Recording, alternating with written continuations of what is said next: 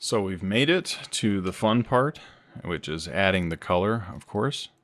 I'm going to take this uniform color we were using as a roughness, make it all the way pure black, and enable the metallic map, and plug that in there so we have no metallic information.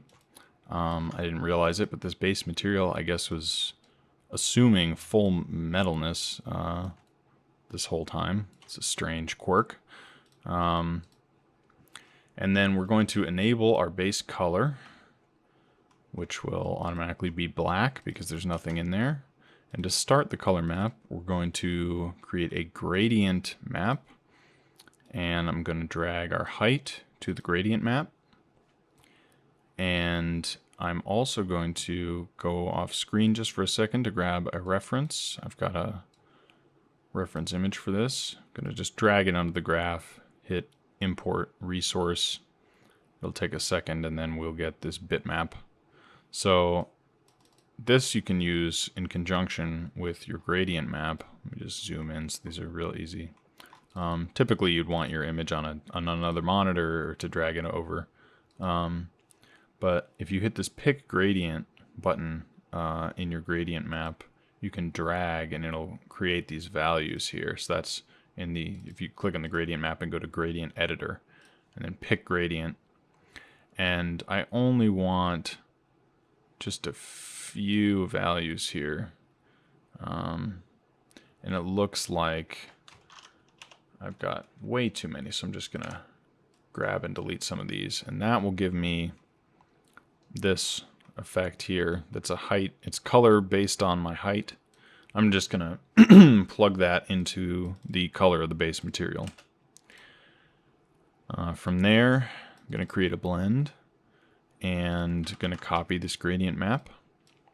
I'm gonna go all the way back to the random grayscale and bring that over, plug that in there, and put this on top with a copy, somewhere like 0.5, and now we get somewhere in between this height and the random color of our bricks, which is a cool effect and helps sell the uniqueness of each individual brick.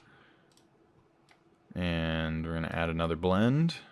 I'm going to put a frame on that and say height plus random color. And our next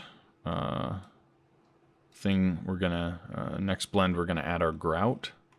So I'm gonna make a mask by grabbing the mask output from our height blend of our grout, and also grabbing the plain brick only mask. I'm just going to multiply these together, and that's going to give us everywhere where there's unpainted grout. And I'll put this up here, and then I'm going to actually grab the grout itself. Maybe this one, since it's uniform. I'm going to grab the grout itself, and I'm just going to dock this right here because I didn't make a gradient map. Plug it into a gradient map. I'm going to delete that. And then this goes into the opacity, this mask we created, and our grout. We can go and look at our image real close and see if I've got the pick gradient up. I'm just going to pick something like this, get some gray values in there, and that gives, it's a little bit, it's a little bit less noisy than I'd hoped. I'm going to take some of these values out. But something like this isn't too bad. I might actually put an auto levels on this, just so we get more of the range. And I'm going to delete some of these values so we get some more variation. Anywhere you click in this gradient will just add a new value, so you can click and drag and kind of tune how you like. And this seems to be pretty good. So I'm gonna put that in there, and voila, we get some nice color in our grout.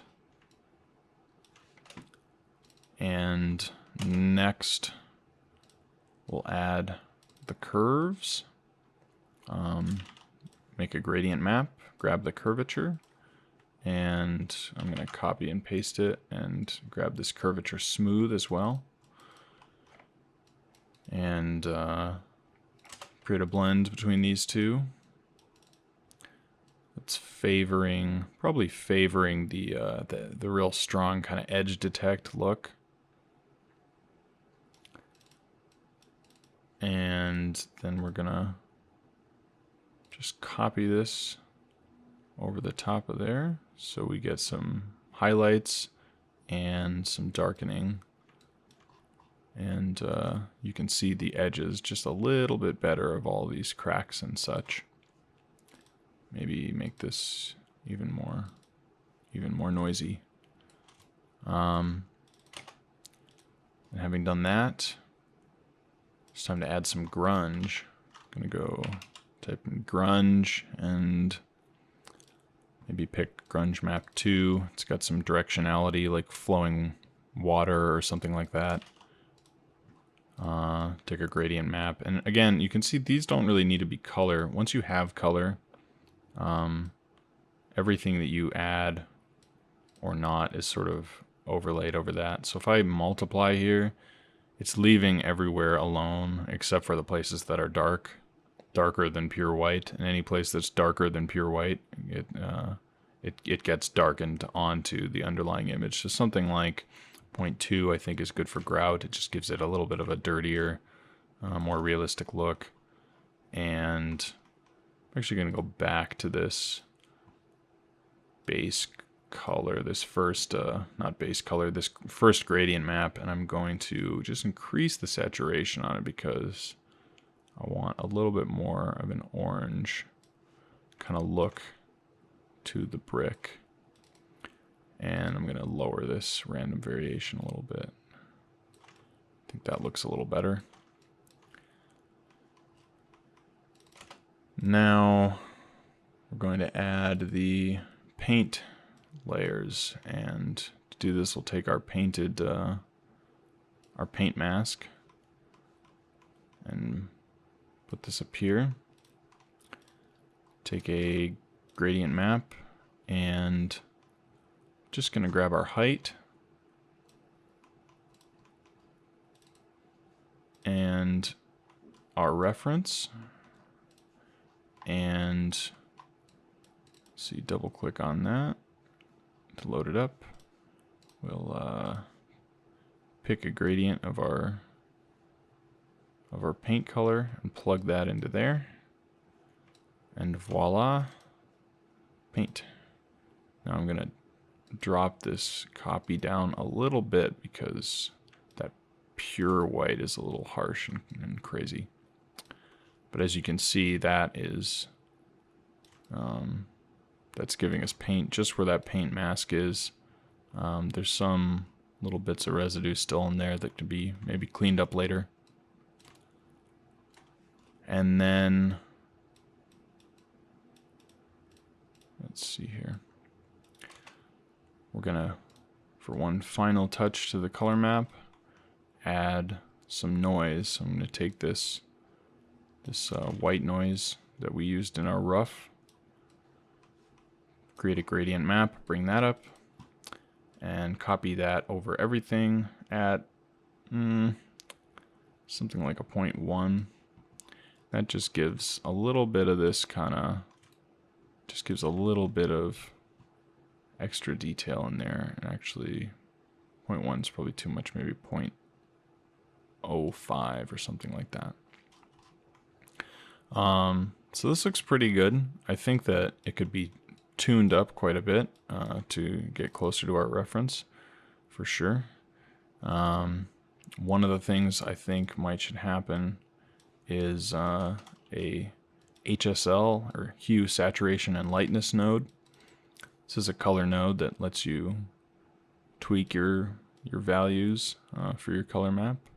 I'm just gonna brighten this and increase the saturation a little bit. I'm already liking that a little better. And I'm gonna go back to my AO real quick and just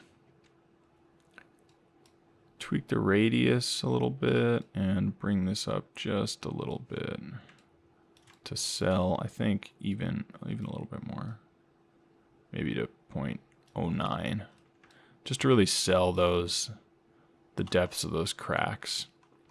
And from here, you've pretty much got all the elements that are needed. Of course, everything is still procedural, so you can go back to any point. Like for example, I'm not really liking this random height variation or the random slope. I think it's a little too intense, so I'm going to crank that down a little bit. And I think the grout is a little low, so I'm actually going to come back here and put that up to something like a 7.1. Starting to look nice. And I've actually noticed there's this little bit of artifacting in there that I believe is from here. It's from this effect, which is the surface noise getting applied to everything instead of just to the surface of the bricks. So easy fix. Go to our edge chipping, grab that plain brick and pop that into the opacity, and voila, those little artifacts are gone. And if you like, of course, you can take it and throw it on a sphere. Go to your materials and increase the tessellation a little bit. Increase the tessellation factor to soften it up. Careful with this because it will strain your computer. And maybe look at these, go back to the paint, and this first of the two paint nodes is the height of our chips. So maybe increase that to like 0.2, something like that. Just make those chips look a little more obvious. And from here, of course, you can play with the noise and play with all these different effects. Play with your main shape, the brick, to increase or decrease the scale of the edges, for example. The scale of these comes from our original edge detect, so if I want to put it down to say 0.3, it'll reload and suddenly we have thinner grout. So I hope you all